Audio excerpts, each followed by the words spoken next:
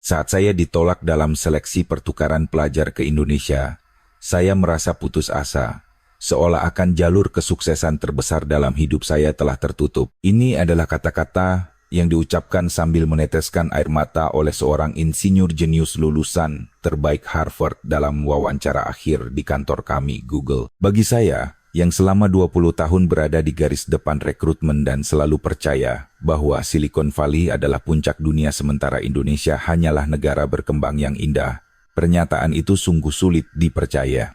Namun, ribuan data riwayat hidup yang menumpuk di meja saya menunjukkan sebuah kebenaran yang kejam. MIT, Oxford, Stanford, kini para elit top dunia berbondong-bondong menuju Bandara Soekarno-Hatta. Mengapa mereka memilih Jakarta, bukan New York atau London? Dan mengapa mereka merasa akan kalah dalam persaingan karier jika tidak memiliki pengalaman kerja di Indonesia? Sebagai kepala rekrutmen global di kantor pusat Google, saya akan mengungkap data yang saya saksikan, yang membuktikan posisi mengejutkan Indonesia saat ini, dan alasan sebenarnya mengapa dunia begitu antusias terhadap Indonesia. Para jenius dari Amerika dan Eropa yang membanjiri Bandara Soekarno-Hatta, kisah mengharukan tentang alasan manajer rekrutmen Google terkejut oleh Indonesia, negara impian nomor 1 bagi pelajar di seluruh dunia. Sebuah fenomena aneh sedang terjadi di kantor pusat Google di Amerika.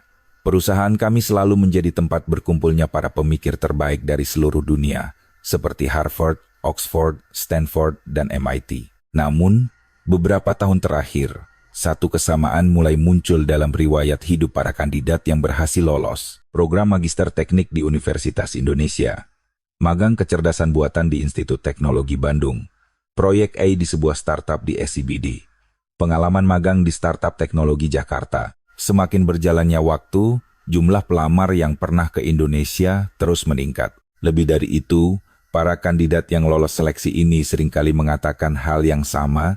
Ketika saya gagal dalam seleksi ke Indonesia, saya pikir saya telah kehilangan kesempatan terbesar dalam hidup saya. Saya merasa akan tertinggal dalam karier jika tidak bisa pergi ke Indonesia.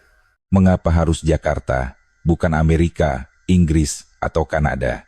Inilah alasan sebenarnya mengapa para pemuda dari seluruh dunia kini berbondong-bondong ke Indonesia. Sebelum memulai, mohon dukung kami dengan menekan tombol subscribe dan like untuk membantu pembuatan video ini. Saya berterima kasih kepada semua subscriber yang telah bersama saya. Dan saya berdoa semoga Anda semua sehat dan bahagia hingga akhir tahun ini. Jika Anda mendukung Indonesia, silakan tinggalkan komentar Indonesia Jaya. Saya Mark Lee, Kepala Rekrutmen Global di kantor pusat Google yang berlokasi di Mountain View, California. Tahun ini saya berusia 45 tahun, dan sudah 20 tahun saya menjalani pekerjaan ini. Setiap pagi, ratusan riwayat hidup dari seluruh dunia menumpuk di meja saya. Doktor Teknik Komputer dari Harvard, Magister Kecerdasan Buatan dari MIT, Sarjana Rekayasa Perangkat Lunak dari Oxford. Melihat nama-nama institusi ini membuat mata saya berbinar. Selama 20 tahun, sebagian besar talenta yang saya pilih berasal dari tempat-tempat seperti itu. Namun belakangan ini ada satu fenomena yang aneh. Universitas Indonesia lagi, gumam saya sambil menyeruput kopi pagi. Nama-nama seperti Universitas Indonesia dan Institut Teknologi Bandung muncul begitu sering di kolom pengalaman para pelamar. Awalnya, saya pikir ini hanya kebetulan. 1 atau 2 orang, mungkin saja. Tetapi setelah 1-2 bulan berlalu, pola ini terus berlanjut. Bahkan, semakin menjadi-jadi, magang di startup AI di SCBD, partisipasi proyek mobilitas di perusahaan di Kuningan. Saya menutup riwayat hidup itu sambil tertawa kecil. Jujur saja, saya tidak terlalu memandang tinggi Indonesia. Saya akui itu adalah negara yang ramah, terkenal dengan budaya keramahannya, semangat pendidikannya tinggi, dan teknologinya tidak buruk. Tapi saya tidak pernah berpikir itu adalah tempat yang harus dituju oleh talenta terbaik. Silicon Valley itulah jawaban yang benar. Itulah kebenaran yang saya yakini sejak saya berusia 20 tahun. Momen paling membahagiakan dalam hidup saya adalah ketika saya menyelesaikan studi sarjana di MIT, mengambil gelar master di Stanford, dan diterima di Google.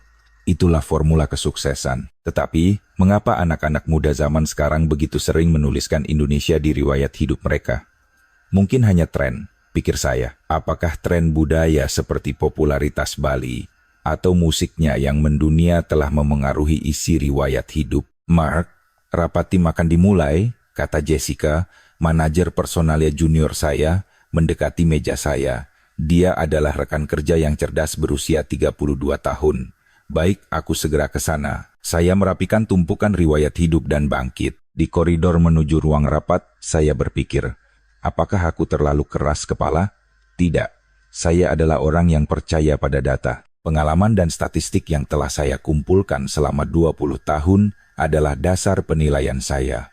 Dan data itu tidak pernah salah. Saat saya membuka pintu ruang rapat dan masuk, saya sama sekali tidak menyangka bahwa rapat hari ini akan mengguncang semua prasangka saya. Jessica membuka laptopnya dan menghubungkannya ke proyektor. "Hari ini, saya akan membagikan hasil analisis data rekrutmen selama 6 bulan terakhir." Saya dan 4 manajer rekrutmen lainnya duduk di kursi. Pertama, mari kita lihat status rekrutmen insinyur baru. Sebuah grafik batang muncul di layar. Jumlah pelamar, tingkat kelulusan dokumen, probabilitas kelulusan wawancara, statistik yang biasa saja. Sampai di sini, semuanya sama seperti tahun-tahun sebelumnya. Namun, ketika Jessica mengklik mouse, slide baru muncul. Setelah menganalisis riwayat hidup para kandidat yang lolos seleksi akhir, kami menemukan pola yang menarik. Sebuah item bernama pengalaman di Indonesia melonjak tajam di grafik. Saya tidak percaya dengan apa yang saya lihat. Apa ini? Anehnya, para kandidat yang lolos seleksi akhir Google belakangan ini semuanya pernah ke Jakarta, kata Jessica. Suasana di ruang rapat menjadi hening sejenak. Dari 120 kandidat baru yang lolos, 89 di antaranya memiliki pengalaman terkait Indonesia. Jika dihitung dalam persentase, itu mencapai 74%. Tidak. Jika dilihat dari tingkat kelulusan terhadap total pelamar, angkanya mencapai 73%. Sebuah angka yang luar biasa. Lanjutnya, saya mengangkat tangan. Apa tidak salah? Sudah diverifikasi? Sudah saya periksa 3 kali. Pertukaran pelajar magang proyek kursus bahasa. Bentuknya beragam, tetapi benang merahnya adalah Jakarta. Seorang anggota tim lain menyela, bagaimana data tahun lalu? Tahun lalu 41%. Tahun sebelumnya lagi 28%. Angkanya terus meningkat. Saya menyilangkan tangan dan menatap layar. Ada yang aneh. Selama 20 tahun, saya belum pernah melihat pola seperti ini. Mungkinkah ini hanya terkonsentrasi pada universitas atau jurusan tertentu? Tanya saya. Tidak.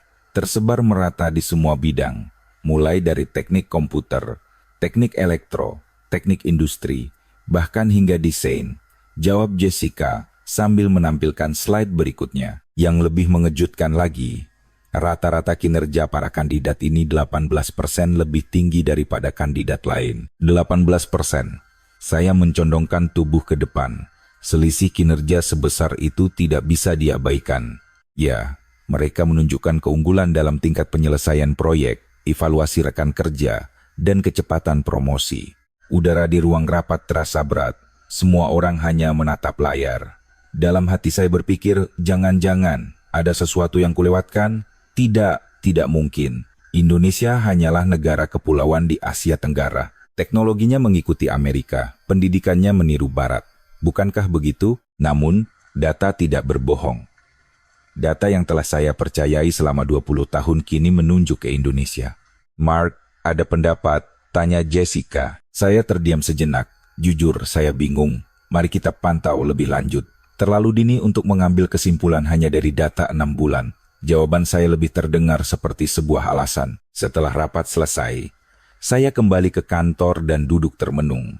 Tumpukan riwayat hidup di meja saya kini terlihat berbeda. Pertukaran pelajar di Universitas Indonesia, magang di Tech Valley SCBD, proyek AI di Institut Teknologi Bandung. Kalimat-kalimat ini sekarang bukan lagi sekadar kata-kata yang bisa saya lewati begitu saja. Mungkinkah? Gumam saya pelan. Mungkinkah aku yang salah? Tapi saya segera menggelengkan kepala. Tidak mungkin pengalaman 20 tahun bisa dimentahkan dalam 1 hari. Sore itu, dalam perjalanan pulang, saya terus berpikir, mungkinkah benar-benar ada sesuatu yang istimewa di Indonesia? Atau ini hanya serangkaian kebetulan? Gedung-gedung di Silicon Valley berlalu di luar jendela. Disinilah pusat teknologi terbaik dunia. Begitu yang selalu saya yakini. Tapi sekarang, saya tidak yakin lagi. Karena datanya jelas, dan angka tidak berbohong. Malam itu, saya tidak bisa tidur nyenyak. Keesokan paginya, saya berangkat kerja lebih awal dari biasanya. Isi rapat kemarin terus berputar di kepala saya. Setibanya di kantor, saya langsung menyalakan komputer dan mulai menganalisis data rekrutmen selama 2 tahun terakhir secara langsung. Saya ingin memastikan dengan mata kepala sendiri apa yang telah dipresentasikan oleh Jessica. Saya membuka lembar Excel dan menerapkan filter. Pengalaman pertukaran pelajar, magang di luar negeri, proyek global, 1 klik, 2 klik, 3 klik. Melihat hasil yang muncul di layar, saya bersandar dalam-dalam di kursi. Di lembar Excel Manajer Rekrutmen Google, Universitas-Universitas Indonesia bersinar dengan warna merah. Universitas Indonesia, 28 kasus. Institut Teknologi Bandung, 22 kasus. Universitas Gadjah Mada, 19 kasus. Universitas Bina Nusantara, 15 kasus. Total 84 kasus. Dan itu hanya dari kandidat yang lolos seleksi akhir. Apa-apaan ini? Saya menatap monitor. MIT tercatat 32 kasus, Stanford 29 kasus, dan Harvard 26 kasus. Jika semua universitas di Indonesia digabungkan, jumlahnya setara dengan seluruh Ivy League di Amerika. Yang lebih mengejutkan adalah yang berikutnya. Ketika saya melakukan analisis silang dengan skor evaluasi kinerja, rata-rata skor kandidat dengan pengalaman di Indonesia adalah 4,2 dari 5. Skor 4,2 berarti mereka berada di level 15% teratas. Sementara itu, kandidat biasa rata-rata mendapat 37, selisih 0,5 poin, sebuah perbedaan yang signifikan secara statistik. Saya menutupi wajah dengan tangan. Tolok ukur yang telah saya bangun selama 20 tahun mulai goyah. Saat itu, telepon berdering. Wawancara video yang dijadwalkan dari Barcelona, Spanyol. Halo, saya Mark Lee. Seorang pria muda muncul di layar. Pablo, 24 tahun, dari Universitas Politeknik Catalonia, jurusan teknik komputer. Riwayat hidupnya sempurna, nilai bagus, pengalaman proyek, ambisius, dan fasih berbahasa Inggris. Pablo, saya sudah melihat riwayat hidup Anda. Saya akan mengajukan beberapa pertanyaan. Saya memulai wawancara seperti biasa. Beberapa pertanyaan teknis, pertanyaan tentang pengalaman proyek. Pablo menjawab dengan lancar. Bagus. Terakhir, apakah Anda punya pengalaman pertukaran pelajar atau pengalaman di luar negeri? Mendengar pertanyaan saya, ekspresi Pablo sedikit menegang. Itu, suaranya mengecil. Saya sudah 3 kali mendaftar untuk pertukaran pelajar ke Jakarta, tapi selalu gagal. Jakarta, saya mencondongkan tubuh ke depan. Ya, di kampus kami, program pertukaran ke Jakarta sangat sulit. Tingkat persaingannya 15-1. Pablo tersenyum pahit. Ada istilah para korban yang menangis karena gagal ke Jakarta di kalangan mahasiswa Eropa. Saya salah satunya. Saya terkejut. Para korban yang menangis hanya karena sebuah program pertukaran pelajar. Mengapa Anda begitu ingin pergi ke Jakarta? Tanya saya dengan hati-hati. Pablo terdiam sejenak, lalu perlahan membuka mulut. Pak Mark, jujur saja. Di antara para pelamar kerja, pengalaman di Jakarta sekarang dianggap lebih berharga daripada sertifikat bahasa Inggris. Saya kehilangan kata-kata. 2 teman saya tahun lalu magang selama 6 bulan di Jakarta. Satu mendapat tawaran dari Tesla, dan yang satunya lagi diterima di Apple. Apakah Anda yakin itu berkat Jakarta? Ya, menurut cerita teman-teman saya, pekerjaan di sana membuat mereka belajar lebih banyak daripada bekerja selama 2 tahun di Barcelona, kata Pablo dengan tatapan serius. Startup kecerdasan buatan, perusahaan mobilitas, perusahaan game, semuanya berkumpul di SCBD atau Kuningan, bukan? 6 bulan di sana bisa membangun jaringan yang lebih kuat daripada di Silicon Valley. Saya mencatat sambil bertanya, bagaimana dengan kota-kota lain? London, Berlin, atau Singapura? Tentu saja bagus, tapi kecepatannya berbeda. Jakarta itu, bagaimana ya? Seperti tempat di mana masa depan sudah tiba. Masa depan yang sudah tiba. Ungkapan itu terngiang di telinga saya. Setelah wawancara selesai, saya bersandar di kursi dan menatap langit-langit. Pablo adalah orang ke-12. Dalam sebulan terakhir, 12 dari pelamar yang saya wawancarai menyebutkan pengalaman di Jakarta. 9 diantaranya menyesal tidak bisa ke sana, dan 3 mengatakan mereka berkembang berkat Jakarta. Sebenarnya, ada apa di Jakarta? Gumam saya. Saat istirahat makan siang, saya menuju kafetaria kantor. Di sana, saya kebetulan bertemu dengan Kevin, seorang insinyur baru. Usianya 28 tahun, seorang pemuda cerdas yang bergabung tahun lalu. Kevin, bagaimana kabarmu di sini? Tanya saya sambil duduk. Baik, Pak. Suasana timnya bagus, proyeknya juga menarik.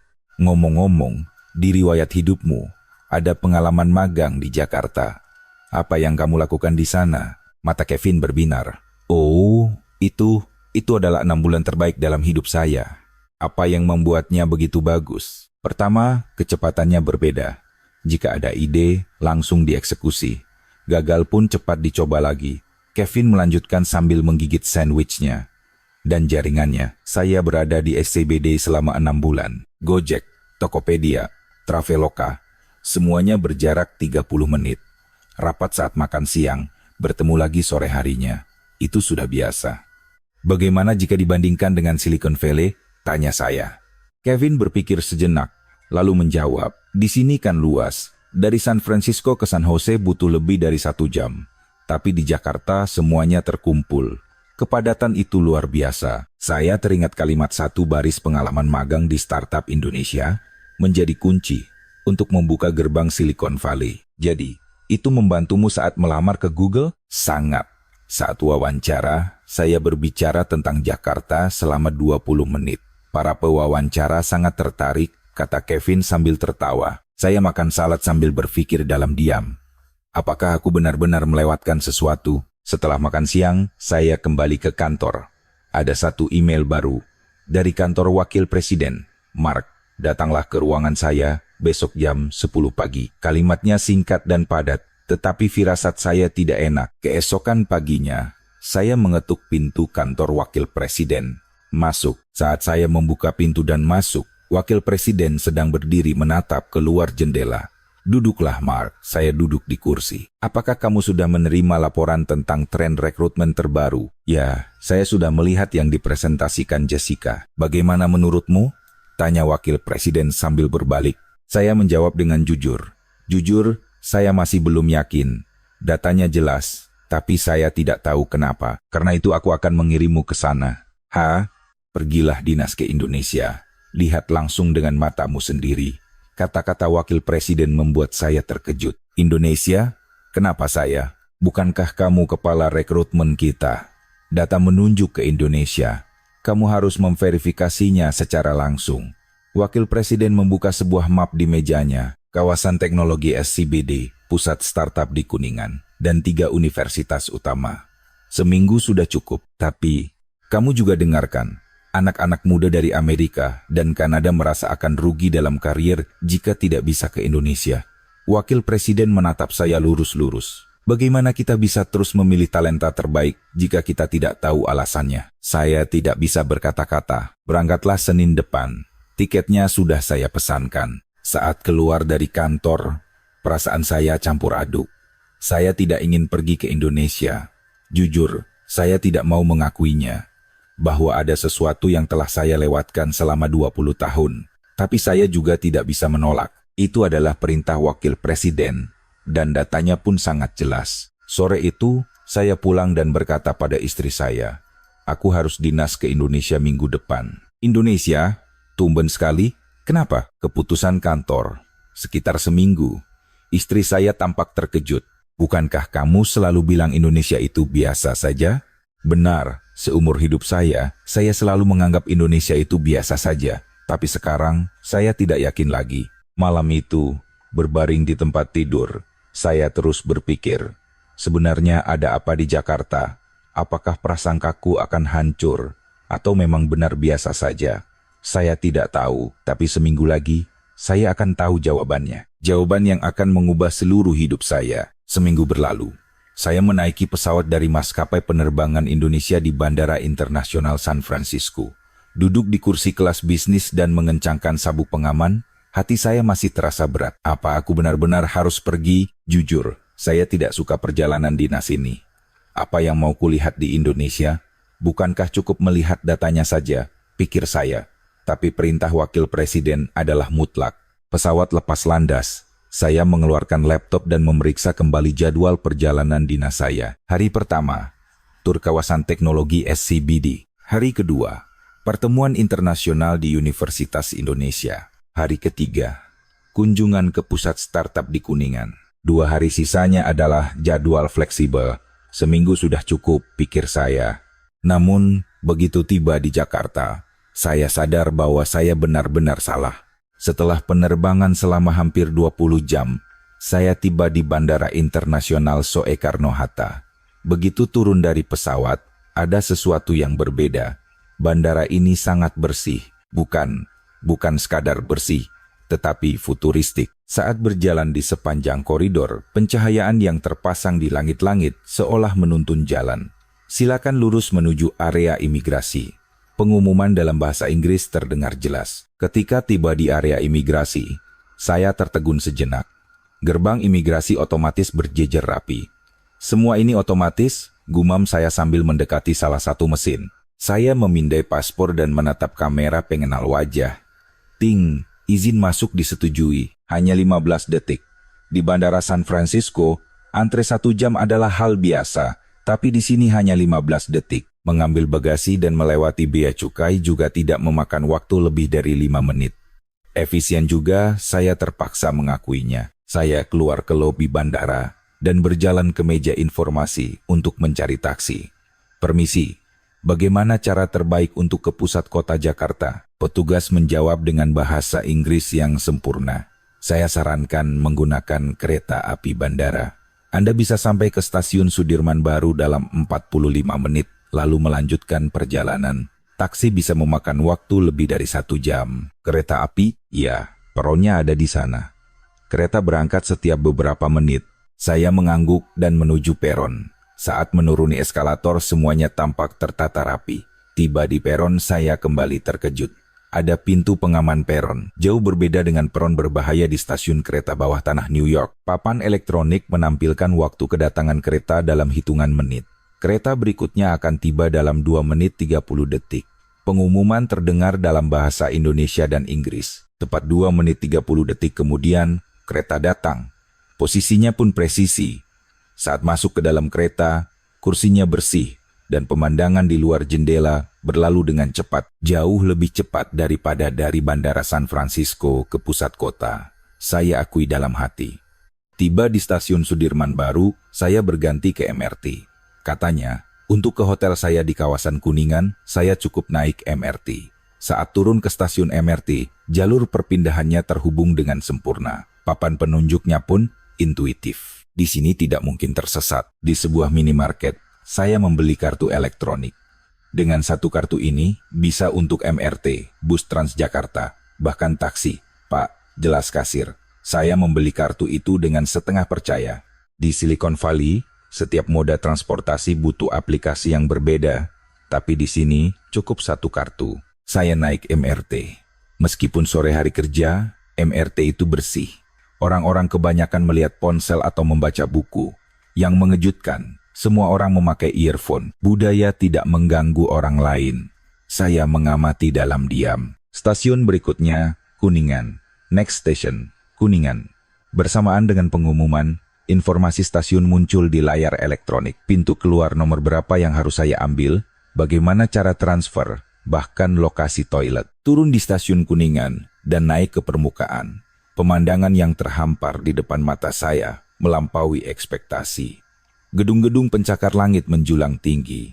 Tapi suasananya berbeda dengan San Francisco. Lebih tertata, lebih futuristik. Di berbagai sudut kota ada layar digital dan jalur penyeberangan yang teratur. Setiap halte bus memiliki layar elektronik yang menampilkan waktu kedatangan bus secara real-time. Transjakarta Koridor 6 tiba dalam 2 menit.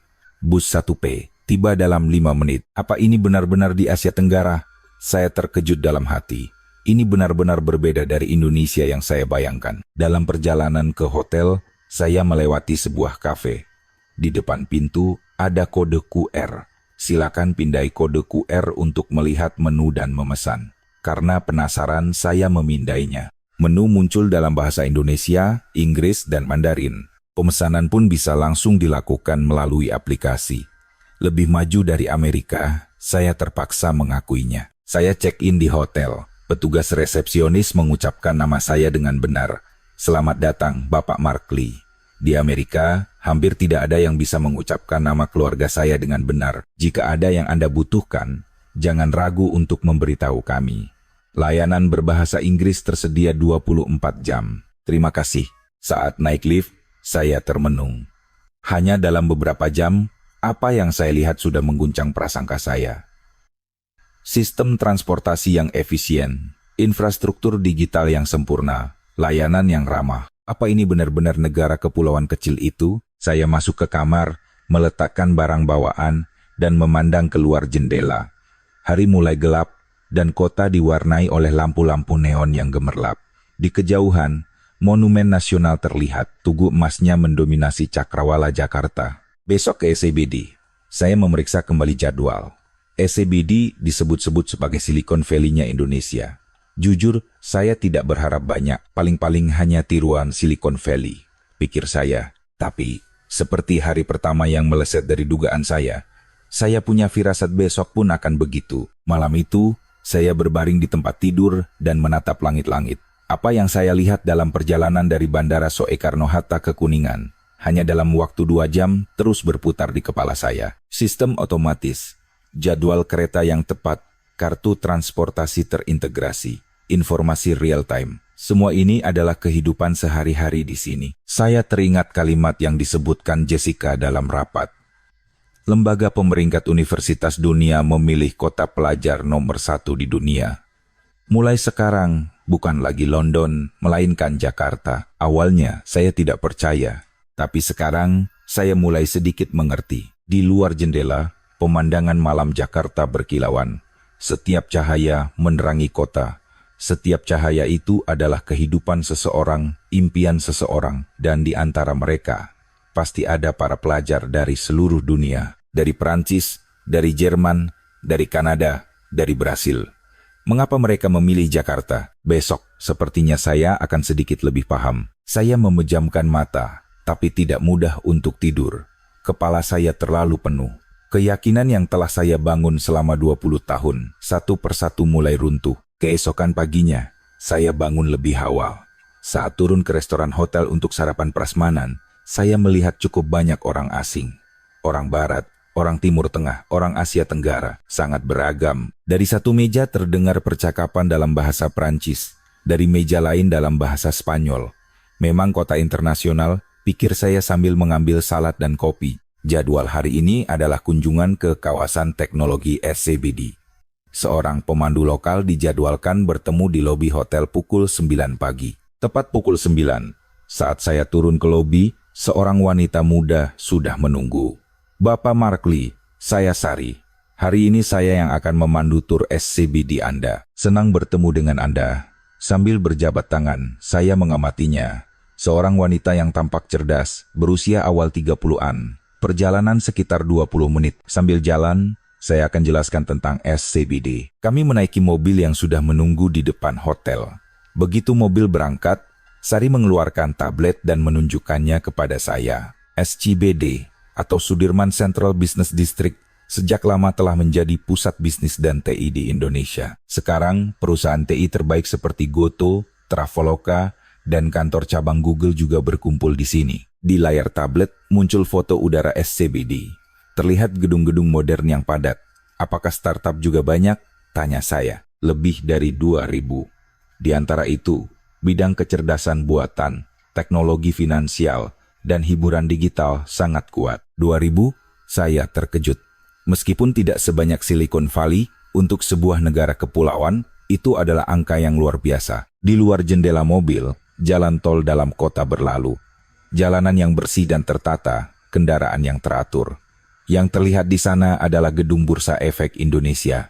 Sari menunjuk keluar jendela. Sebuah gedung kaca raksasa masuk ke dalam pandangan saya. Di bawahnya ada pusat perbelanjaan. Di atasnya perkantoran. Lokasi yang sangat strategis. Mobil memasuki kawasan SCBD. Seketika saya kehilangan kata-kata. Ini benar-benar berbeda dari yang saya bayangkan. Bukan hanya gedung-gedung kaca yang seragam, bangunan-bangunan unik yang mencerminkan identitas setiap perusahaan berjejer rapi. Lebih futuristik daripada Silicon Valley, saya terpaksa mengakuinya dalam hati. Tujuan pertama kami adalah laboratorium kecerdasan buatan sebuah perusahaan teknologi besar di Indonesia. Saat masuk ke lobi, sebuah dinding media raksasa menyambut pengunjung. Seni digital yang dihasilkan oleh AI secara real-time memenuhi dinding. Selamat datang Bapak Makli. Seorang peneliti pria muda mengulurkan tangan. Saya Budi dari tim riset AI. Saya mengambil gelar doktor di MIT dan datang ke Indonesia 2 tahun lalu. Dari MIT, tanya saya terus terang. Mengapa di sini? Karena di sini lebih menarik. Silicon Valley kan persaingannya ketat dan sangat individualistis. Di sini budaya kolaborasinya kuat. Budi mengantar kami ke laboratorium. Di sepanjang koridor terpajang sertifikat-sertifikat paten. Tahun lalu saja kami mengajukan 120 paten terkait AI. Ya, 60% diantaranya adalah paten global. Kami masuk ke ruang demo. Di depan sebuah layar besar, beberapa peneliti berkumpul. Hari ini kami akan menunjukkan teknologi terjemahan otomatis terbaru kami. Budi mengoperasikan komputer. Sebuah kalimat dalam bahasa Indonesia muncul di layar. Pak Bos, nanti malam kita kumpul-kumpul sambil ngopi. Yuk, AI menerjemahkannya.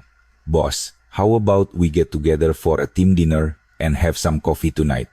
Bukan terjemahan harfiah. AI itu secara alami mengubah kumpul-kumpul menjadi team dinner dan ngopi menjadi konteks sosial yang lebih luas. Ini bukan terjemahan sederhana. Ini memahami konteks budaya, jelas Budi. Apa bedanya dengan Google Translate? Tanya saya. Google berbasis teks. Kami berbasis situasi. Siapa, kapan, di mana, dan kepada siapa berbicara. Semua itu dipertimbangkan. Demo berikutnya lebih menakjubkan.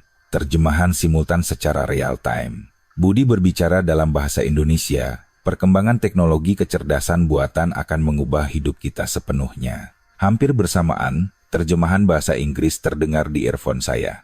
Hampir tidak ada jeda. Bagaimana ini bisa terjadi? Saya benar-benar takjub. Data bahasa Indonesia kami sangat melimpah.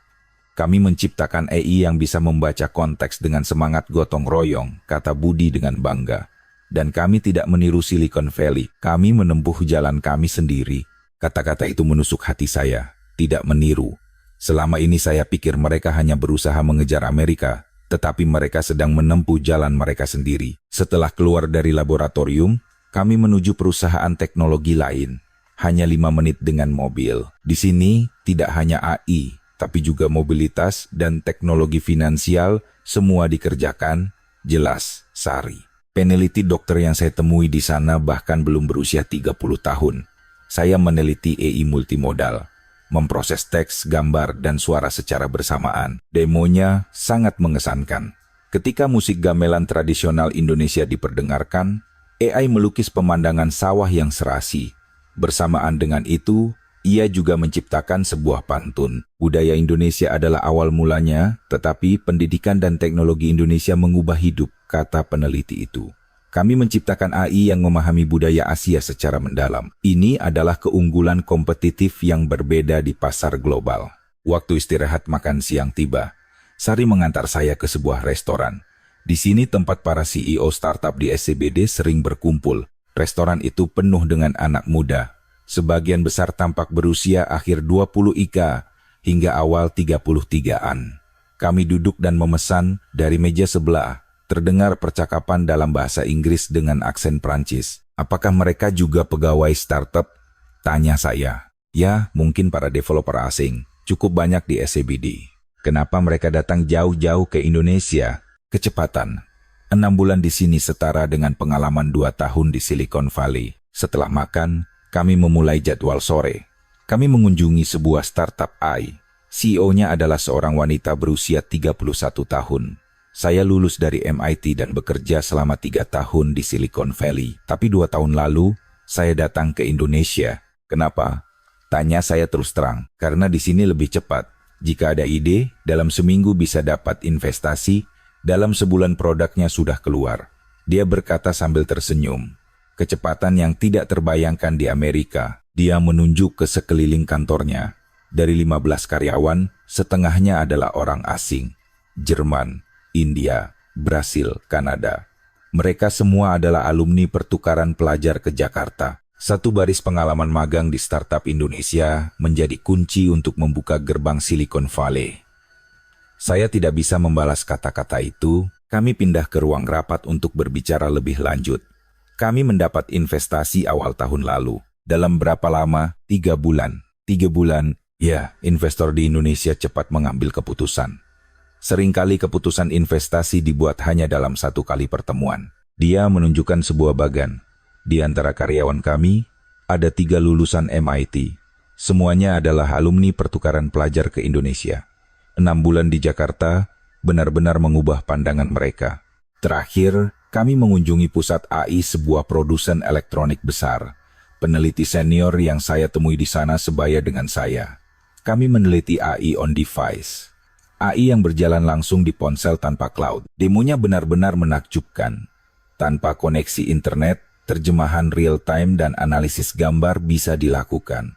Bagaimana ini bisa terjadi? Karena Indonesia kuat di bidang manufaktur dan perangkat keras. Kemampuan kami untuk mengoptimalkan perangkat keras dan lunak secara bersamaan adalah kekuatan unik kami. Saat itulah saya akhirnya sadar. Perusahaan-perusahaan Indonesia tidak sedang mengejar Amerika. Mereka memanfaatkan kekuatan mereka sendiri untuk membuka jalan mereka sendiri. Sore harinya, Sari membawa saya ke sebuah dek observasi di SCBD. Pemandangan SCBD dari atas sangat spektakuler. Ribuan cahaya berkilauan. Setiap cahaya itu adalah impian seseorang, kata Sari. Dan sebagian besar dari impian itu adalah impian anak-anak muda yang datang dari luar negeri. Saya tidak bisa berkata apa-apa. Apa yang saya lihat sepanjang hari membuat kepala saya pening. Teknologi orisinal, eksekusi cepat, talenta global, apa ini benar-benar Indonesia yang selama ini aku remehkan? Di dalam mobil kembali ke hotel, saya berpikir dalam diam. Hari ini saja, setengah dari prasangka saya telah runtuh. Setengah sisanya, sepertinya akan runtuh besok di Universitas Indonesia. Keesokan paginya, saya menuju Universitas Indonesia. Sari kembali menjadi pemandu. Hari ini kita akan bertemu dengan seorang profesor yang bertanggung jawab atas urusan internasional. Setelah itu, kita akan tur kampus. Mobil melaju ke arah Depok. Sebuah kampus di tengah kota, konsep yang aneh bagi saya. Kampus-kampus di sekitar Silicon Valley kebanyakan berada di pinggiran kota. Universitas Indonesia adalah salah satu universitas paling terinternasionalisasi di Indonesia. Jelas Sari. Saat melewati gerbang utama, terlihat bangunan-bangunan dengan arsitektur klasik. Tetapi di saat yang sama, ada juga bangunan-bangunan modern. Tradisi dan modernitas berpadu serasi. Kami memasuki gedung rektorat. Di lobi, bendera dari berbagai negara terpajang. Amerika, Prancis, Jerman, Spanyol, Brasil. Selamat datang, Bapak Markli. Seorang profesor pria parubaya mengulurkan tangan. Saya Profesor Wijoyo, penanggung jawab kerjasama internasional. Senang bertemu dengan Anda. Kami pindah ke ruang rapat. Profesor Wijoyo membuka laptopnya dan menampilkan layar. Pertama, saya akan tunjukkan statistiknya. Sebuah grafik muncul. Status pendaftaran pertukaran pelajar. Pendaftaran pertukaran pelajar untuk semester musim gugur tahun ini sebanyak 2.447. Banyak sekali, ya. Tetapi kuotanya hanya 108, Bu. Saya menghitung dengan kalkulator. Tingkat persaingannya lebih dari 15:1. Tepatnya 15:1. Tahun lalu 12:1. Terus meningkat. Profesor Wijoyo beralih ke slide berikutnya. Lembaga pemeringkat universitas dunia memilih kota pelajar nomor 1 di dunia. Mulai sekarang, bukan lagi London, melainkan Jakarta. Di layar, muncul tabel peringkat. Jakarta nomor 1, London nomor 2, Melbourne nomor 3. Apa ini benar? Saya tidak percaya. Ya, diumumkan tahun lalu. Standar pendidikan, keamanan, biaya hidup, peluang kerja. Dalam semua aspek, Jakarta menduduki peringkat pertama. Profesor Wijoyo menunjuk keluar jendela. Setengah dari mahasiswa yang Anda lihat di sana adalah mahasiswa asing. Benar saja. Saat melihat mahasiswa yang berjalan di kampus, ras mereka beragam. Dari negara mana yang paling banyak datang? Prancis nomor 1, kemudian Jerman, Spanyol, dan Kanada. Mengapa mereka memilih Indonesia? Saya mengajukan pertanyaan inti. Profesor Wijoyo berpikir sejenak, lalu menjawab, Ada 3 alasan. Pertama, standar pendidikannya tinggi. Universitas kami berada di peringkat atas dunia. Kedua, aman. Jakarta adalah salah satu kota teraman di dunia. Itu saya rasakan kemarin. Berjalan di kota larut malam pun tidak terasa menakutkan sama sekali. Ketiga, dan yang paling penting, adalah peluang. Peluang, ya. Dengan belajar selama 6 bulan di Jakarta, berbagai peluang terbuka. Magang di startup SCBD, proyek di perusahaan besar, partisipasi di laboratorium riset AI. Profesor Wijoyo menceritakan satu kasus. Tahun lalu, ada seorang mahasiswa dari Prancis, jurusan bisnis. Di sini, dia magang di sebuah perusahaan teknologi besar. 6 bulan kemudian, saat kembali ke Prancis, dia mendapat tawaran dari LVMH. Itu berkat pengalamannya di Indonesia. Saya mengangguk. Kalimat anak-anak muda dari Amerika dan Kanada merasa akan rugi dalam karier jika tidak bisa ke Indonesia bukan bualan. Sama sekali bukan bualan. Itu memang kenyataannya, kata Profesor Wijoyo sambil menunjukkan slide lain. Ini adalah survei penelusuran lulusan. 85% dari alumni pertukaran pelajar ke Jakarta mendapat pekerjaan dalam waktu 6 bulan setelah lulus. 85%? Ya, mahasiswa biasa 68%. Perbedaannya jelas. Setelah rapat, kami memulai tur kampus. Pertama, kami pergi ke perpustakaan pusat. Begitu masuk, saya terkejut. Mahasiswa duduk penuh di setiap meja, belajar. Perpustakaan ini buka 24 jam, jelas sari. Di salah satu meja, seorang mahasiswa Indonesia dan seorang mahasiswa asing belajar bersama. Berbicara dalam campuran bahasa Indonesia dan Inggris. Apa yang sedang mereka lakukan? Mungkin proyek kelompok. Di sini, mahasiswa Indonesia dan asing sering digabungkan dalam satu tim. Selanjutnya adalah Fakultas Teknik. Kami mengunjungi laboratorium riset AI. Di sana, saya bertemu dengan seorang mahasiswa asing, seorang wanita muda berambut pirang. Halo, saya Anna, dari Jerman. Apa yang sedang Anda teliti? Pemrosesan bahasa alami. Khususnya, AI untuk bahasa Indonesia. Mengapa memilih bahasa Indonesia? Tanya saya. Bahasa Indonesia adalah bahasa yang sangat bagus untuk meneliti AI. Kompleks, tetapi kaya akan konteks, kata Anna sambil menunjukkan layar komputernya. Model yang saya kembangkan dapat mengenali bahasa Indonesia dengan akurasi 98%. Bahasa Inggris hanya 92%. Perbedaannya sebesar itu? Ya, bahasa Indonesia memiliki banyak tingkatan dan aturan yang rumit, tetapi sekali dipelajari, sangat logis. Waktu istirahat makan siang tiba. Kami pergi ke kantin mahasiswa. Yang mengejutkan, menu ditampilkan dalam 6 bahasa. Indonesia, Inggris, Mandarin, Korea, Prancis, dan Spanyol. Ini bentuk perhatian untuk mahasiswa asing. Kata saya, tentu saja 20% dari total mahasiswa kami adalah orang asing. Kantin itu ramai. Berbagai bahasa terdengar campur aduk. Di satu meja, 4 orang, seorang Indonesia, seorang Prancis, seorang Amerika, dan seorang Korea makan sambil tertawa dan bercanda dengan akrab. Melihat pemandangan itu, saya berpikir, inilah pendidikan global yang sesungguhnya. Sore harinya kami mengunjungi asrama internasional. Di lobi saya bertemu dengan seorang mahasiswa pria dari Kanada. Saya dari Universitas Toronto, di sini untuk 1 semester. Bagaimana Jakarta? Tanya saya. Benar-benar di luar ekspektasi. Awalnya saya tertarik karena suka film-film Indonesia, tapi setelah datang, ternyata lebih dari itu. Apa yang paling kamu suka? Kenyamanannya. Semuanya serba cepat. Pengiriman cepat, internet cepat, keputusan orang-orang juga cepat, katanya sambil tertawa. Dan peluangnya banyak. Bulan lalu, saya dapat tawaran magang di sebuah startup di SCBD. Apa rencanamu setelah kembali ke Toronto? Entahlah.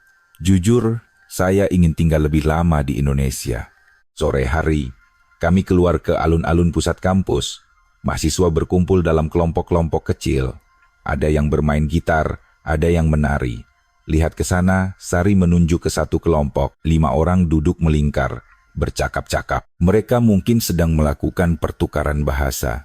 Orang asing yang ingin belajar bahasa Indonesia bertemu dengan orang Indonesia yang ingin belajar bahasa Inggris. Saya mendekati mereka.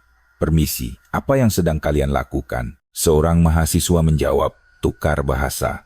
Saya dari Spanyol, sedang belajar bahasa Indonesia. Menyenangkan? Ya, teman-teman Indonesia sangat baik mengajari saya. Sekarang saya sudah bisa membaca sedikit tulisan. Katanya dengan bangga. Saya berpikir dalam hati, tulisan Indonesia? Semudah itu? Seorang mahasiswa Indonesia di sebelahnya menjelaskan, dia sangat rajin. Dalam seminggu, dia sudah hafal semua alfabet. Saya terkejut. Begitu antusiasnya, hari mulai gelap. Lampu-lampu di kampus mulai menyala. Saya duduk di bangku dan memandang sekeliling. Mahasiswa tertawa dan bercanda sambil lalu lalang. Ada orang Indonesia, ada orang asing, tapi pemisahan itu tidak ada artinya. Mereka semua hanyalah mahasiswa. Sekarang, peta anak muda dunia bergeser dari Amerika dan Inggris ke Jakarta. Kalimat itu kini terasa nyata. Sari mendekat. Bagaimana tur hari ini? Mengejutkan. Benar-benar berbeda dari yang saya bayangkan. Besok kita akan ke pusat startup di Kuningan dan area Senopati. Anda akan lebih terkejut lagi. Saya tertawa. Saya sudah cukup terkejut. Tapi kata-kata Sari benar. Besok, kejutan yang lebih besar menanti. Hari ketiga, saya menuju Kuningan. Hari ini adalah hari untuk mengunjungi pusat startup dan area Senopati.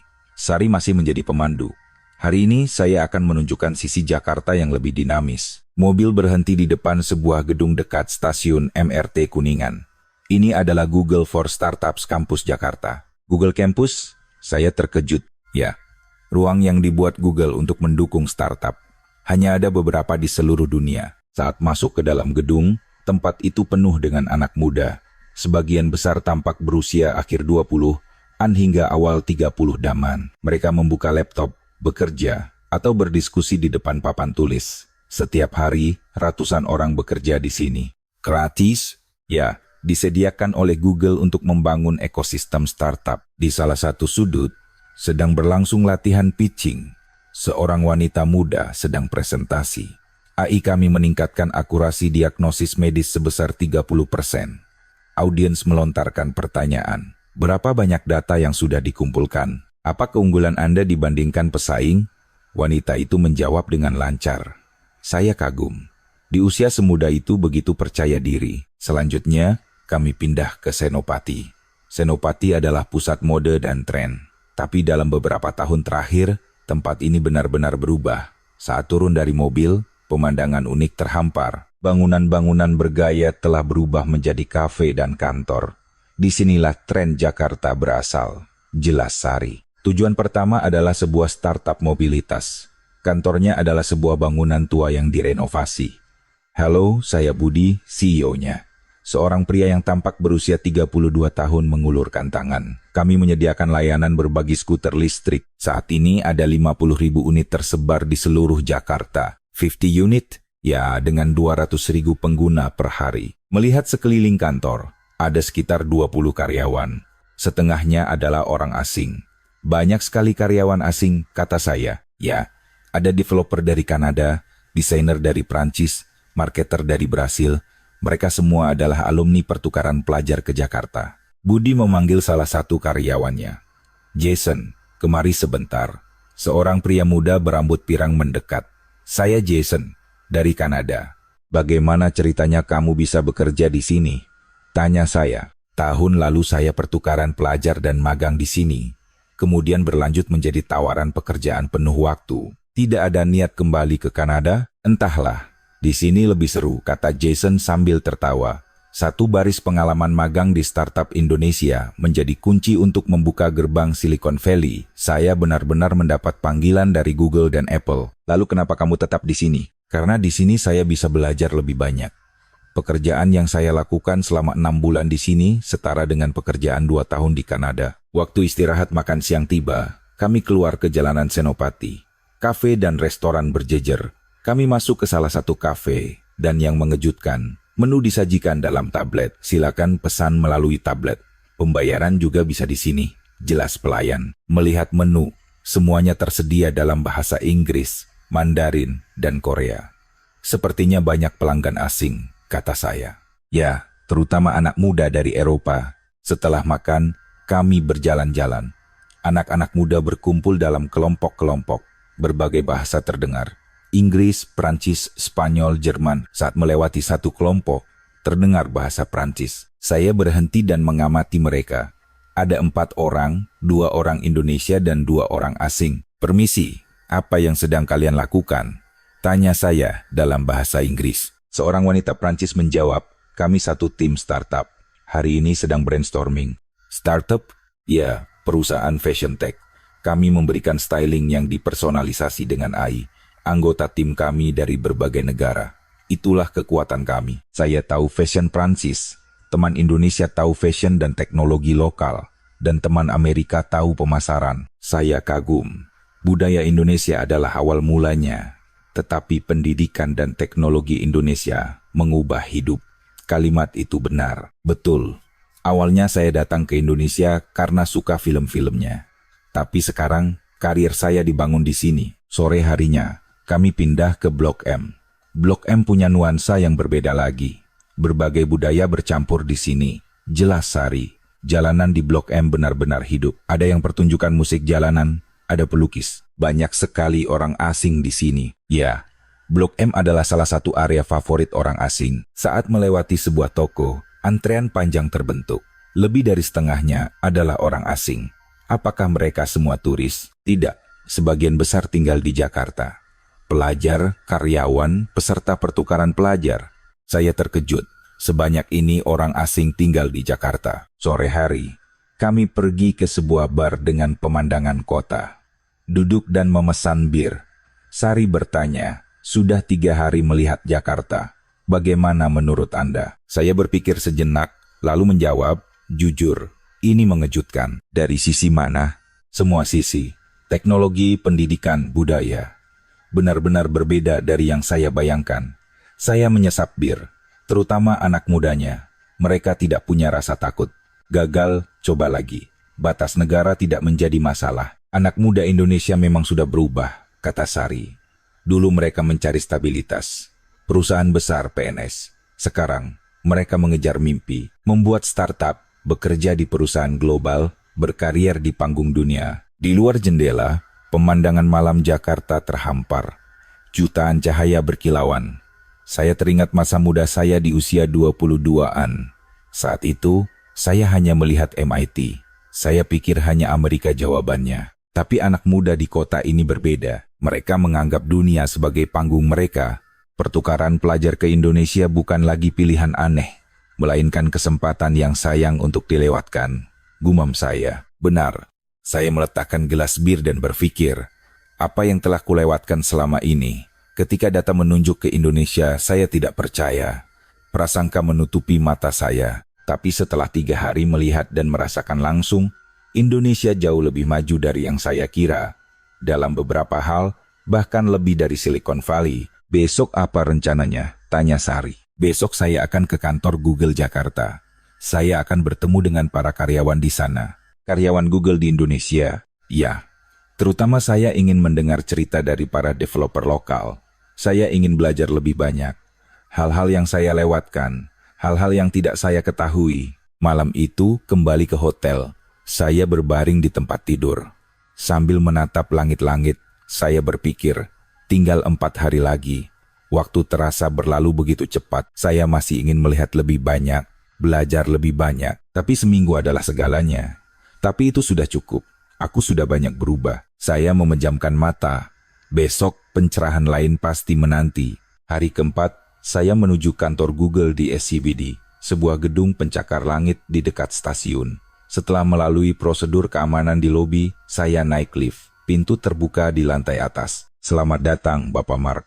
Seorang wanita muda menyambut saya. Saya Rina dari tim HR. Kami sudah mendapat kabar dari kantor pusat. Senang bertemu dengan Anda. Kami berjabat tangan dan saya masuk ke dalam kantor. Suasananya mirip dengan kantor Google di Silicon Valley, tapi ada yang berbeda. Lebih hidup, lebih muda. Hari ini, Anda akan bertemu dengan pemimpin tim AI kami, Ibu Sinta. Dia orang yang sangat cerdas. Saya diantar ke ruang rapat. Tak lama, seorang wanita masuk. Seorang wanita muda yang tampak berusia sekitar 29 tahun. Halo, saya Sinta, Mark Lee. Senang bertemu dengan Anda. Kami duduk berhadapan. Sinta membuka laptopnya dan menunjukkan layar. Saya akan jelaskan tren AI di Jakarta. Saya mengeluarkan pena. Dulu, Sayalah yang mewawancarai, tapi sekarang, sayalah yang belajar. Jujur saja, kata saya. Sinta tersenyum. Tidak apa-apa. Dulu saya juga merasa kantor pusat itu jauh sekali. Dia beralih ke slide pertama. Di kawasan teknologi SCBD saja, tahun lalu ada 60 startup AI yang mendapat investasi awal. Leisure, ya, kepadatan ini setara dengan Silicon Valley. Di slide berikutnya, sebuah grafik muncul. Dan rata-rata usia developer di sini adalah 28 tahun. Muda, cepat, dan tidak kenal takut. Saya mencatat sambil bertanya, jika dibandingkan dengan Silicon Valley, apa perbedaannya? Kecepatan. Di sini, dari ide ke prototipe bisa selesai dalam seminggu. Di Silicon Valley butuh sebulan. Kenapa bisa secepat itu? Sinta menjelaskan. Pertama, semuanya dekat. Investor, developer, desainer, semua berjarak 30 menit. Kedua, pengambilan keputusan cepat. Perusahaan-perusahaan muda di Indonesia lebih mementingkan eksekusi daripada rapat. Saya mengangguk. Ketiga, kami menjadi lebih toleran terhadap kegagalan. Dulu, gagal berarti tamat. Sekarang, kegagalan adalah pengalaman. Selama 1 jam, Sinta menunjukkan berbagai data. Tren investasi AI, pola pergerakan talenta, kasus kerja sama global. Saya hanya terus mencatat. Belajar dari junior yang 19 tahun, lebih muda dari saya sama sekali tidak terasa aneh. Justru, saya merasa rendah hati. Pak Mark, ada yang ingin saya tanyakan. Tanya Sinta, bagaimana kantor pusat memandang Indonesia? Saya menjawab dengan jujur. Jujur, kami meremehkannya, termasuk saya. Sekarang, pandangan saya benar-benar berubah. Apa yang saya lihat dalam 3 hari ini telah menghancurkan semua prasangka saya. Sinta tersenyum. Syukurlah, sebenarnya dulu Indonesia juga hanya melihat ke Amerika, tapi sekarang berbeda. Berubah bagaimana?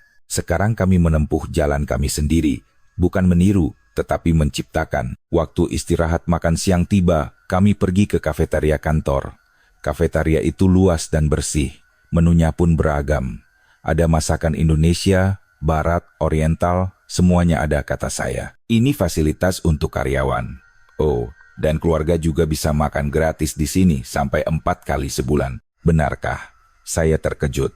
Google di Silicon Valley fasilitasnya bagus, tapi tidak sampai seperti ini. Sambil makan, saya melihat sekeliling.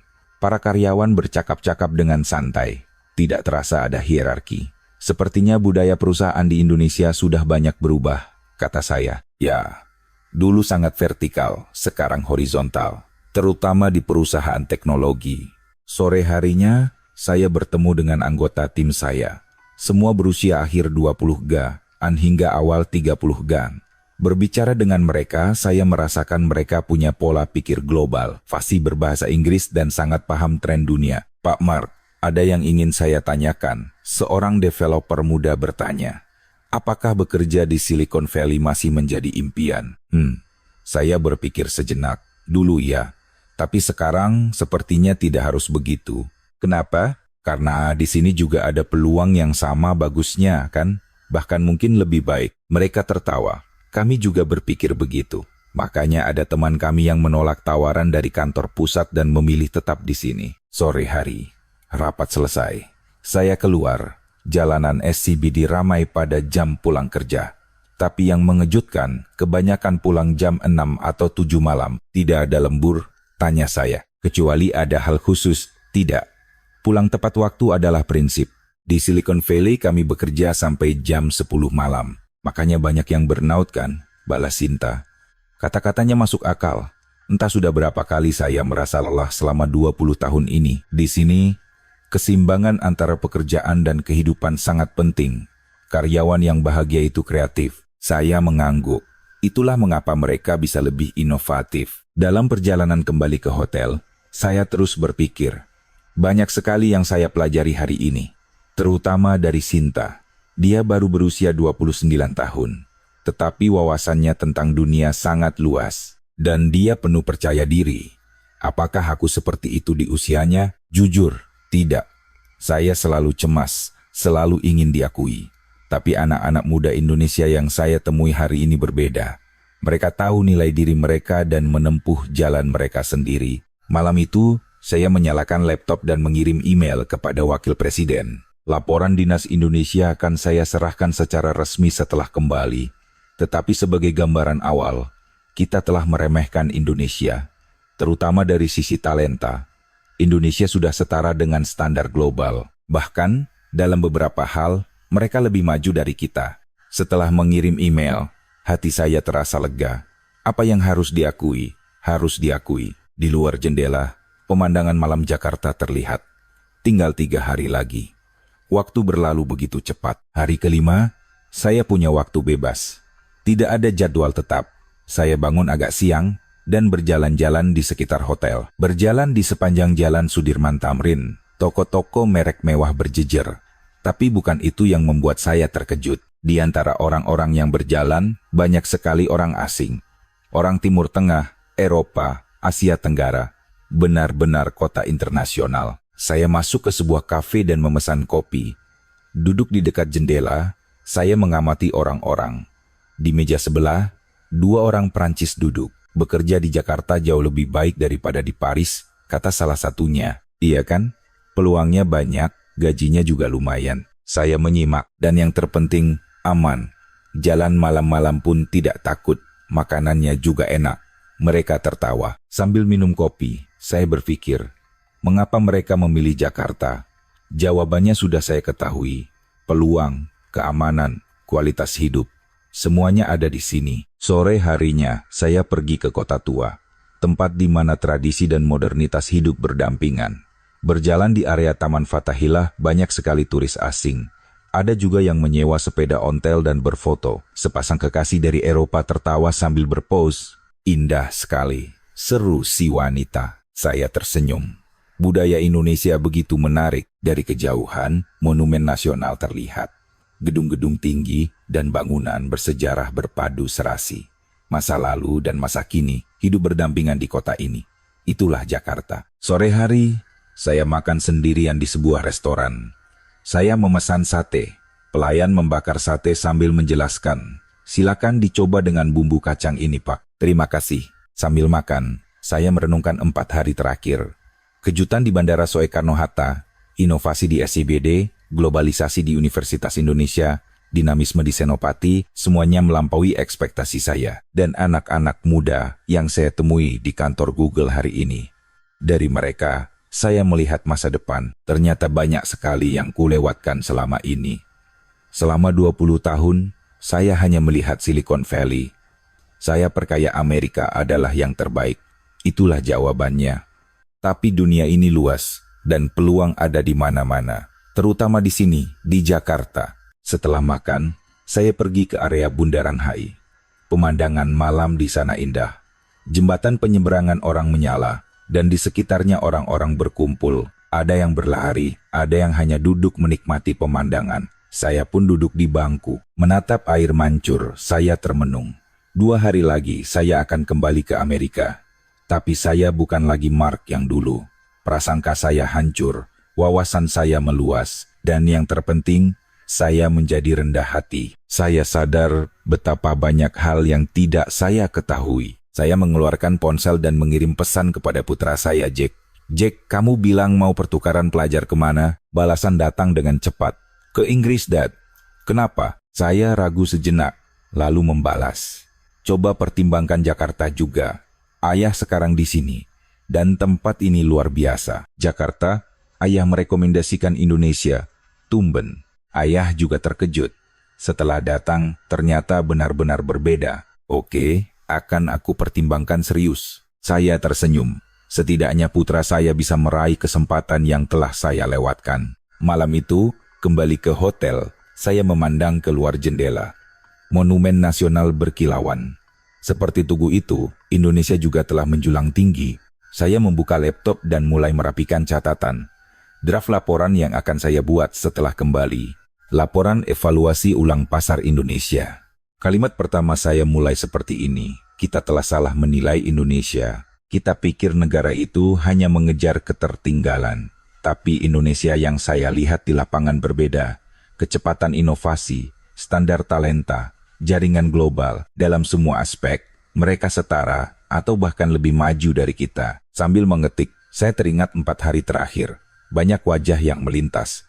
Peneliti Budi, mahasiswi Anna, startup founder Jason, Sinta dari Google. Mereka semua telah mengajari saya cara baru memandang dunia. Poin yang perlu diperhatikan secara khusus adalah fakta bahwa talenta global berkumpul di Jakarta. Mereka datang bukan hanya karena budaya Indonesia, tetapi juga karena peluang nyata. Kalimat 6 bulan pengalaman magang di startup Indonesia setara dengan 2 tahun pengalaman di Silicon Valley bukanlah bualan. Saya berhenti mengetik dan berpikir, tidak kusangka aku akan berubah sejauh ini. Seminggu yang lalu, saya masih skeptis. Saya pikir perjalanan dinas ini hanya buang-buang waktu, tapi sekarang saya bersyukur. Perjalanan ini telah mengubah hidup saya. Saya terus menulis laporan. Kesimpulannya, Google harus merumuskan kembali strateginya untuk pasar Indonesia. Kita harus melihatnya bukan sebagai pasar konsumsi sederhana, tetapi sebagai mitra inovasi, dan strategi rekrutmen juga harus diubah. Kita harus memberikan bobot lebih pada talenta dengan pengalaman di Indonesia. Saya menambahkan kalimat terakhir. Sekarang, peta anak muda dunia bergeser dari Amerika dan Inggris ke Jakarta. Jika kita tidak memahami arus ini, kita akan kehilangan talenta-talenta terbaik. Saya menyimpan file itu. Besok adalah hari ke-6. Ada satu tempat terakhir yang ingin saya kunjungi. Sebuah festival startup besar yang diadakan di Jakarta. Katanya ini adalah acara terbesar di Asia. Apalagi yang akan kupelajari di sana, saya menantikannya. Sekarang belajar itu menyenangkan. Berbaring di tempat tidur, saya menatap langit-langit. Saya 4 hari yang lalu dan saya yang sekarang adalah orang yang sama sekali berbeda. Prasangka hancur, hati terbuka, dan yang terpenting, saya menjadi rendah hati. Kalau bisa kembali ke usia 20, aku juga pasti akan datang ke Jakarta. Begitu rasanya. Tapi belum terlambat. Putra saya, Jack, bisa meraih kesempatan itu. Dan saya pun, mulai sekarang bisa lebih banyak bekerja sama dengan Indonesia. Pertukaran pelajar ke Indonesia bukan lagi pilihan aneh, melainkan kesempatan yang sayang untuk dilewatkan. Kalimat yang saya gumamkan beberapa hari lalu kini menjadi keyakinan. Saya memejamkan mata. Besok, kejutan lain pasti menanti. Kota ini tidak pernah berhenti membuatku takjub. Pagi hari ke-6, saya menuju lokasi acara di Jakarta Convention Center. Turun di stasiun MRT terdekat, saya berjalan melalui terowongan bawah tanah. Terowongan itu sendiri seperti sebuah pusat perbelanjaan. Bawah tanahnya begitu maju. Tiba di pusat konvensi, pintu masuk sudah ramai oleh orang-orang. Spanduk bertuliskan Asia Startup Summit terpasang. Saya mengambil tiket masuk dan masuk ke dalam. Sebuah ruang pameran raksasa terhampar. Ratusan stand berjejer, masing-masing diisi oleh startup. Yang mengejutkan, lebih dari setengahnya presentasi dalam bahasa Inggris. Mereka mengincar pasar global sejak awal. Saya mampir ke stand pertama, sebuah startup diagnosis medis berbasis AI. AI kami mencapai akurasi 95% dalam diagnosis kanker. Jelas seorang CEO yang tampak berusia sekitar 28 tahun. Kami sudah ekspor ke 3 negara di Asia Tenggara dan sedang persiapan masuk ke pasar Eropa. Sudah berapa lama berdiri? Tanya saya. 1,5 tahun. Kami mendapat investasi awal tahun lalu. 1,5 tahun sudah ekspor? Ya, di sini itu bukan hal aneh. Stand berikutnya adalah startup EdTech. Platform pembelajaran yang dipersonalisasi oleh AI. Kurikulum disesuaikan secara otomatis sesuai tingkat kemampuan setiap siswa. CEO-nya adalah seorang wanita berusia 31 tahun. Saat ini ada 500.000 pengguna di Indonesia, dan kami sudah ekspansi ke Taiwan. Tim kami 15 orang, 5 diantaranya orang asing. Semuanya alumni pertukaran pelajar ke Jakarta. Saya sudah tidak terkejut lagi. Kemanapun aku pergi, selalu ada talenta asing. Berkeliling ruang pameran, saya mengunjungi puluhan stand. Teknologi finansial, mobilitas, game, kecantikan, makanan. Bidangnya beragam, idenya pun segar. Dan ada satu kesamaan, semua mengincar pasar global sejak awal. Waktu istirahat makan siang, saya mengikuti sesi konferensi. Temannya adalah strategi akuisisi talenta global. Para panelis semuanya adalah CEO startup. Seorang panelis berkata, jika hanya melihat Indonesia, pasarnya kecil. Jadi, sejak awal kami melihat dunia. Panelis lain menambahkan, dan talenta juga. Kami tidak hanya melihat Indonesia. Kami membawa yang terbaik dari seluruh dunia. Bagaimana cara menarik talenta asing? Tanya seorang audiens. Tunjukkan visinya. Jika kita jelas tentang apa yang kita buat dan kemana kita akan pergi, orang-orang akan datang. Panelis ketiga berkata sambil tertawa, dan kota Jakarta itu sendiri menarik. Aman, nyaman dan menyenangkan bukan? Setelah sesi selesai, saya minum kopi di lobi. Di sebelah saya, 2 orang asing bercakap-cakap. Bagaimana summit kali ini? Luar biasa. Levelnya lebih tinggi dari London Summit tahun lalu. Saya menyimak, startup di sini benar-benar punya pola pikir global. Benar. Dan mereka muda. Kebanyakan usia awal 30-an kan. Sesi sore adalah panel investasi. Perwakilan dari modal Ventura berbicara. Tahun lalu, total investasi startup di Indonesia melampaui angka yang fantastis, kata seorang perwakilan. Seberapa cepat keputusan investasi dibuat? Tanya seseorang. Paling cepat seminggu. Biasanya 2 minggu sudah cukup. Di Silicon Valley biasanya butuh 3 bulan. Itulah keunggulan kompetitif kami. Kecepatan. Sambil mendengarkan sesi, saya tiba-tiba sadar. Kekuatan sejati Indonesia adalah kecepatan. Cepat memutuskan, cepat mengeksekusi, cepat gagal, dan cepat memulai lagi. Itulah DNA mereka. Sore hari, saya keluar dari ruang pameran. Berdiri seharian membuat kaki saya pegal. Tapi kepala saya jernih. Apa yang saya lihat hari ini terus terbayang. Para pendiri muda, talenta global, keputusan investasi yang cepat.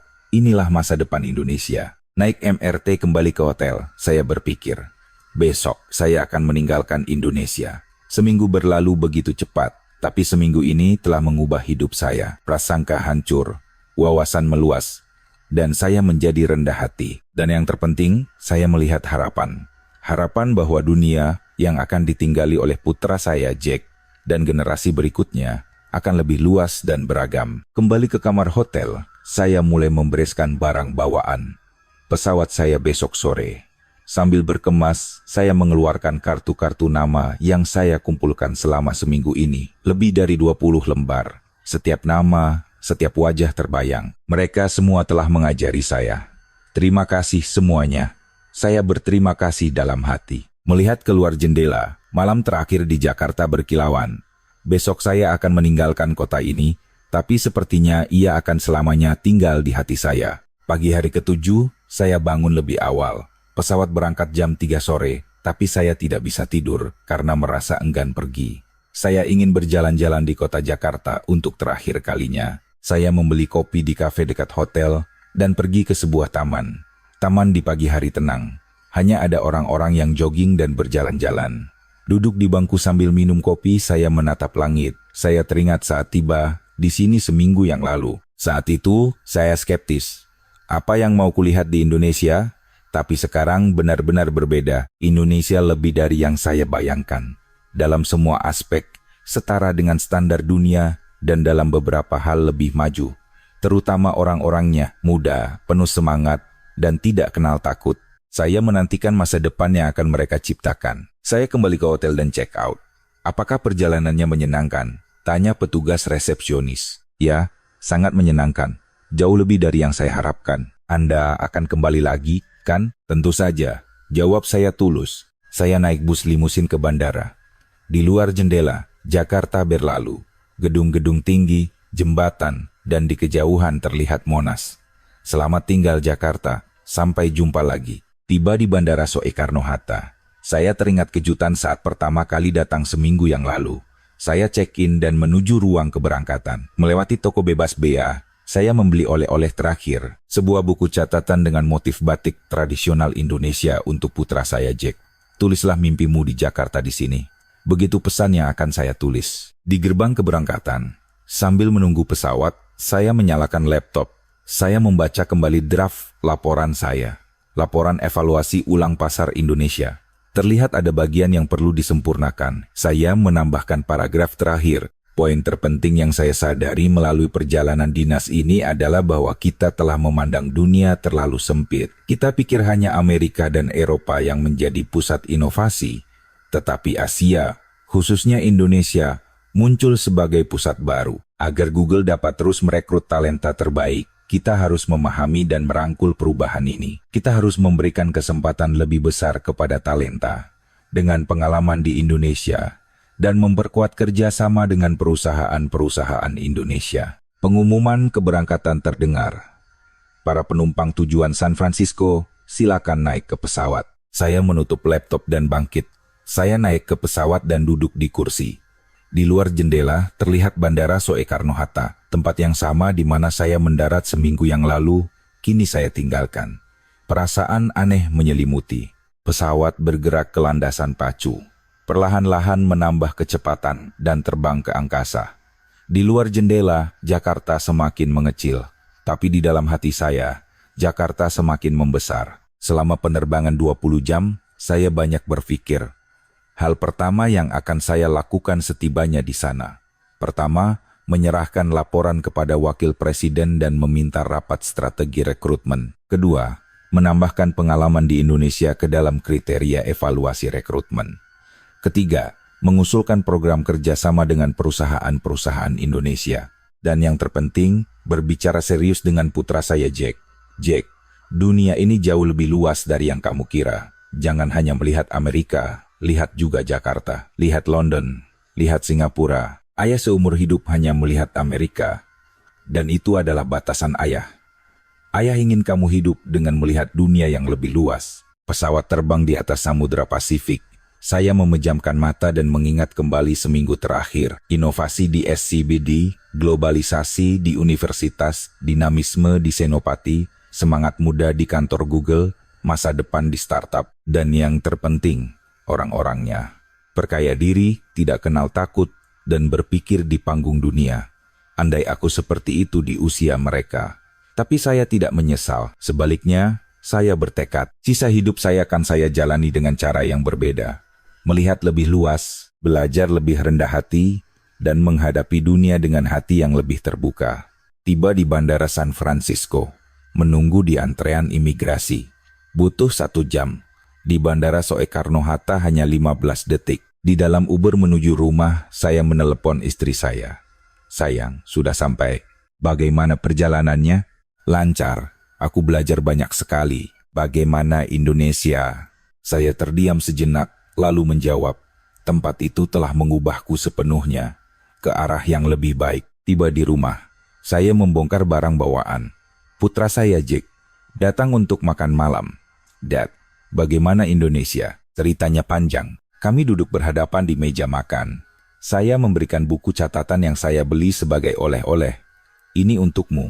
Wow, motif batik tradisional. Ya, tulislah mimpimu di situ.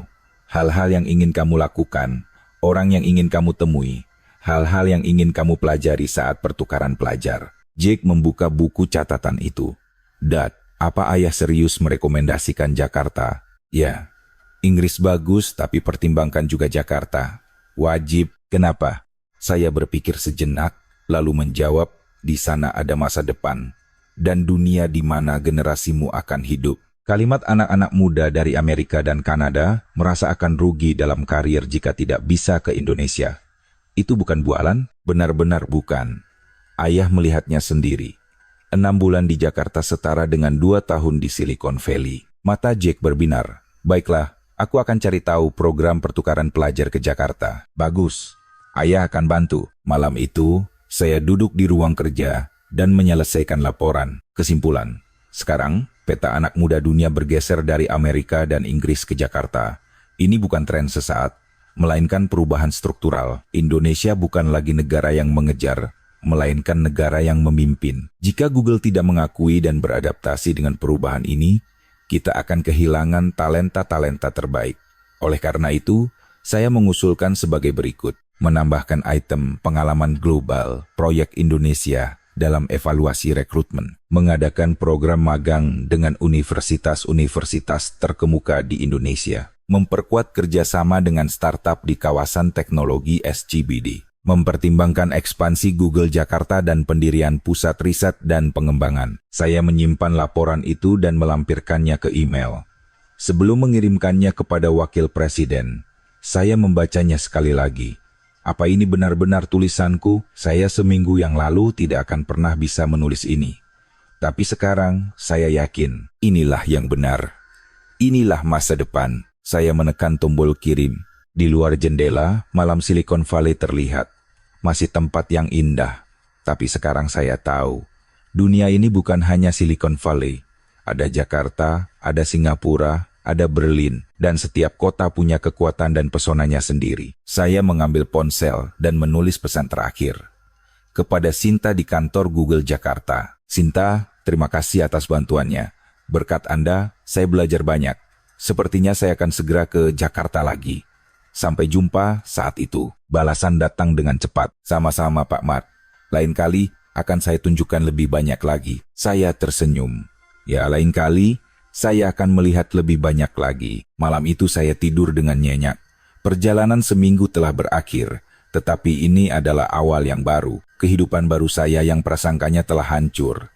Dan peran baru saya sebagai senior yang menunjukkan dunia yang lebih luas bagi generasi berikutnya. Hadirin sekalian, bagaimana kisah perjalanan seminggu manajer rekrutmen Google, Mark Lee? Kehidupan sehari-hari di Indonesia yang kita anggap biasa, ternyata menjadi kesempatan yang tidak ingin dilewatkan oleh anak-anak muda dunia. Indonesia yang membanggakan, kini menjadi negara tempat dunia datang untuk belajar. Jika Anda mendukung kami dengan subscribe dan like, kami akan kembali dengan cerita yang lebih menarik.